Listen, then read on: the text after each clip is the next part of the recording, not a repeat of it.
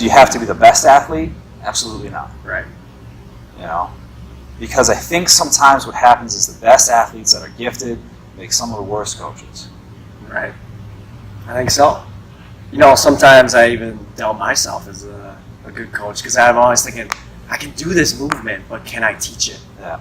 And it's one thing to be able to do something, but it's another thing, to be able to go out there and teach it to someone else. Mm-hmm. And that's the hardest thing. I think I'm challenged every day in my classroom because, I know how to go about it, but now how do I teach it to a 13-year-old? Right.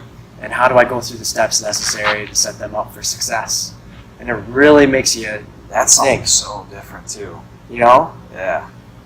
So you got the teenagers up, the youth up for success. Well, I think there's not a lot. There's difference in brain development between obviously a 13-year-old and a 30-year-old, 40-year-old, Mm-hmm. but everyone always needs direction. You know what I mean? And directions always come out the same. A 40, like if I sit in a staff meeting of teachers that are 20s, 30s, 40s, and 50s, Yeah. they get lost just as easy as a 13 and 14-year-old. Maybe even more. Okay? The adults, it's hard to get them to listen. Okay? Sure. They might be unfocused. They need you to go over expectations. Once every 2 weeks because people forget, just like kids. Yeah. And I find that you may talk to a 30-year-old, a 40-year-old differently and with a different tone, and because they're older, you treat them like an adult. Mm-hmm. But I just find that adults and kids are very similar in the way they learn. So do you think there's like progression as a kid into adults and then back down? Or do you think it's just the same sort of steady line all the way across their, I don't know the word, mental capacity maybe? No, I think brain development goes, I'm not a neuroscientist, but I think brain development, your brain obviously develops better. Right. It's so different when you're a 13, 14-year-old. You're hitting the brainstem. Yeah. You're hitting Medulla oblongata. Yeah, the medulla oblongata. Yeah. So a lot of primal stuff going on. And you Right. can see it because you're like, they just look like a bundle of hormones. But if you get them focused, and you can almost see at times when that prefrontal cortex is firing and they're starting to think, because then their brain, I don't know, you can just see them focus into that thinking. And I think that's them maturing into the adult, because the adult is going to use that prefrontal cortex. Interesting. Yeah. But do you think it has a lot to do with emotional intelligence too? Yeah, Learning exactly. to bypass the medulla oblongata into the logic? Exactly. I think emotions, they don't know how to regulate their emotions at 13 and 14. And there's some adults that don't know how to regulate their emotions for sure.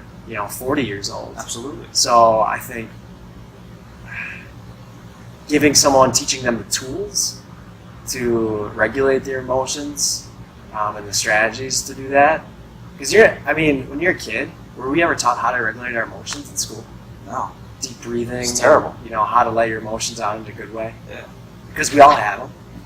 Mm-hmm. Those things I think need to be taught. They need to be taught to 30-year-olds, 40-year-olds. Yeah. So I think we kind of got off our subject. What the hell are we I talking think this about? is our subject. I think it's great. Yeah. I think everybody should understand emotional intelligence. Right. Not to be so reactive to a situation. You respond to a situation. Mm-hmm. There's a split second between a situation, so something happens to you. Yep. There's a split second where you can reframe it and you can respond in a different way rather than react with an emotion. Yep. And if you can understand that, okay, I have an emotion, I'm upset. But let's say something bad happened to you. What if just for one time you changed the way you responded? It doesn't have to be every time right away. Yeah, you responded in a different way. Yeah. How different would that outcome be? Let's just say someone made you mad. Mm-hmm. Okay, you said next time someone makes me mad, I'm going to respond by, taking a deep breath, smiling at them, and talking to them about it. Right. Okay, you do it, and all of a sudden you look back on it, the outcome's totally different than what it could have been. Yeah. So I think men do this a lot. We're taught to hold our emotions in, right? Right. And I think that split second, where the person makes you mad, you get that information, we go through our OODA loop, and then we start to come back with that response. Like you're saying, what if we could talk to them? How do we put our emotions into words, though, I think is a huge challenge. Oh, right. It took me a very long time, personally, to understand how I was even feeling when I got into a situation. Right. Like, I had no clue. I knew I felt something, and a lot of the times I would have to just walk away from the situation, be by myself for a little while. Right. And I would have to think about it. Yeah. Because I didn't understand what the emotions I was feeling even were. Right. Yeah. George, can you explain for the listeners what the OODA loop is? I was afraid you were going to ask me. The OODA loop, I'm going to butcher the shit out of this. It's a feedback loop. So you get information, you respond to it. You respond, but then you think about it, and then you give the response. Yeah. It's like a 4-step process. Yeah. Something like that. We learned about OODA loop when talking about active shooters in school. Yep. And how to throw their OODA loop off. Yeah. So, throwing stuff at them because they have to see it, respond to it.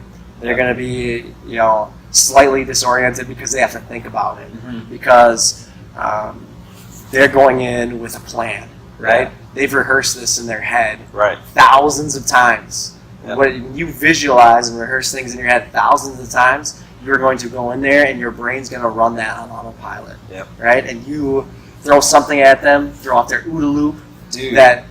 that's going to throw them off, and that's going to disorient them and their plan as well. So Absolutely. Their brain's not gonna react. They have to react to something, right? They have to process a new piece of information that they weren't expecting. Yep. And it's very present in something like jiu-jitsu. Okay. You can get a CrossFit workout, you know exactly what you're going to do. Yeah. Even if you don't know before you walk into the gym, you can see it on the board. Yep. You get told what your workout is before you do it. Even up to the last minute before you start, they could be like, you're going to do this, this, and this. And you're going to be like, okay, and you rehearse a plan very quickly. In jiu-jitsu, you can't fucking rehearse. Yep. You got to react. Right. You have to take information that this person is coming in here. You have to devise a plan within a very small amount of time. Yeah. And you have to essentially counter their plan. And I loved jiu-jitsu because of that. I loved it because I was a planner. I was always a planner. I always planned out my missions in the Army to a fucking T.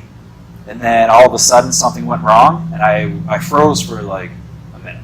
I would freeze for a minute because I had to reassess the situation. Yeah. Jiu-jitsu taught me to think faster. Yep. So now I plan still. Yep. But I'm more. You got to be ready.